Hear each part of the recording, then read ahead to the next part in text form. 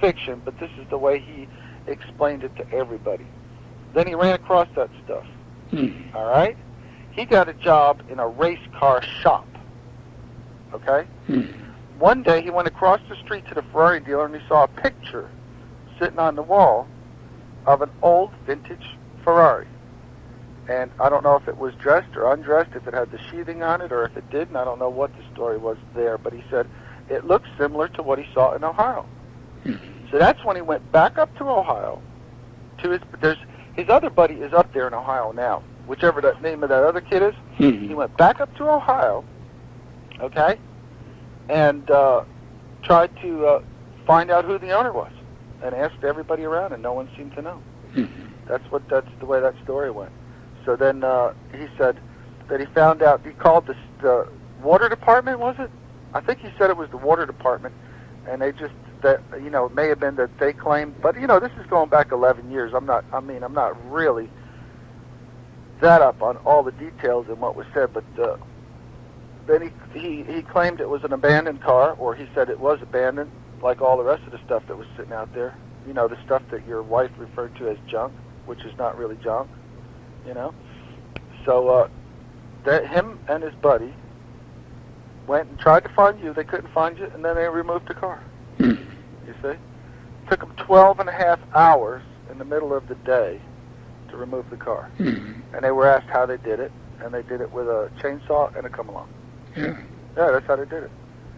So that went on, and, the FBI should have been all over him. That's who the problem was, because he just took something that didn't belong to him. Then he sold it. Who is this guy you're talking about? Is that Kettler? Kettler? Brad Kettler. Brad Kettler. Yeah, the original guy. But he lives up there near you. So he worked at that race car shop and brought it right down. It was sitting right out in front of the race car shop on a trailer, right across from the Ferrari dealership. Everybody saw it. Everybody knew it was for sale. Purchase price was $50,000. And that was high as hell for what that was. So Ferrari was going to buy it, but then they decided they couldn't build it because they didn't have enough stuff. Another guy looked at it. Then some guy out of California was interested in it. And that's where the problem started. Because he claimed that he bought that car from a guy named Woods. Was it Woods? I don't know. Yeah. Some 4 or 5 years earlier for $200. Okay? And it got stolen off of a trailer. He was sitting there getting ready to go out to California. And so he went to the police department to file the claim that it was stolen. Because he sent this guy $200 for it. Or it might have been $2,000. I don't remember exactly, but I think it was $2,000. Might have been $2,000. Okay? So they wouldn't take the report. They said, we don't have any proof. You don't have any paperwork. We don't have anything. So they could not take that report. That's right. So he said, well, hell with it. And then he started calling around, and he called up all the authorities trying to find that car. And then I guess you were alerted. Somebody called you up and said, what happened to that frame or something. I don't know what happened there, but that's ancient history now. That's just old hat. I'm just trying to get it to where something can be done. It can get resolved. All parties will be satisfied, and it will end the saga forever. And I want to do it before you get any older. Yeah. I mean, you're not a spring chicken anymore, okay? That's right. And that's not the only one you've got to do. You've got to do a bunch of them.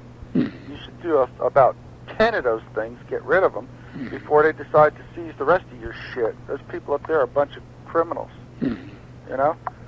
How much of that stuff did they crush? A bunch of it? Oh, yeah. And then you were telling me that, remember when we were sitting down up there about a year or 2 years ago? And you told me someone stole your V16? And I had a picture of it when it was sitting out there, because I had to go up there. I must have gone up there 8 to 10, 12 times when I was in the court system, And then we had a private investigator that went up there at least 10 times, and, I was charged for all that, of course. And then the lawyers, I had 3 lawyers, and the lawyers went in there and they started doing their case and all their discovery items and this, that, and the other, And it was a breeze after that because, you know, they wanted to rule on it, and we said absolutely no. I wanted a jury trial, and the people that were on my behalf, they wanted a jury trial, and we had decided on a jury trial, and that's the best way to go. So you can, you know, all the facts came out of what was done, what was said, who did what, and then it just pointed back to the FBI's main witness, which was Kettler. He was the problem. So, you know, they gave him his little, you know, I don't know what they did. They gave him a fine, or, you know, they took some of his money, which would have been all your money, and then I guess they sent you like 20 grand of it. And then he bought a pickup truck, and he gave his girlfriend a car, or so, I don't remember, gave his mom some money or something. There was all of these little facts that I don't remember, you know. But I know they did come out, you know, and they were brought out. But, you know, that's pretty much how it worked. And then after that, during the trial, I remember I sent you a letter. Because I get your name and address and everything when it was in the discovery items. I sent you a letter. Oh, the FBI was furious. I said, why are you furious? And he says, well, because you're trying to contact the owner of the car. I said, I don't know that he's the owner of the car. You guys don't have any paperwork. You don't have the proof of ownership. You don't have insurance documents. You have nothing. And I wanted to talk to the owner to see if the car was for sale or get the true facts. And they said, well, you have to do it through your lawyer. And I said, okay. So the lawyer drafted it, and I sent it, and then you called me back, which is very nice. You know? Because had I known back then what I know now, it would have been a very simple thing. I would have just stood there, looked at it, and say, I pass. That's so simple. Sure. It's not a big deal. You know, either you do it or you don't. And I would have just passed on it. You know, for the little commission we made on it, wasn't worth the aggravation. Had I known, you know, but you know, hindsight is still 20/20. Yeah.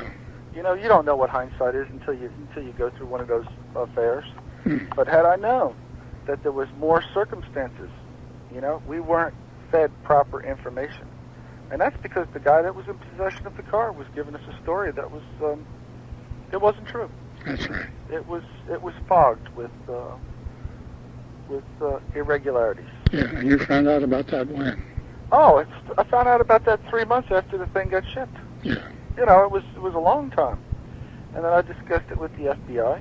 And I told the FBI, I said, you want the car back? I said, no problem.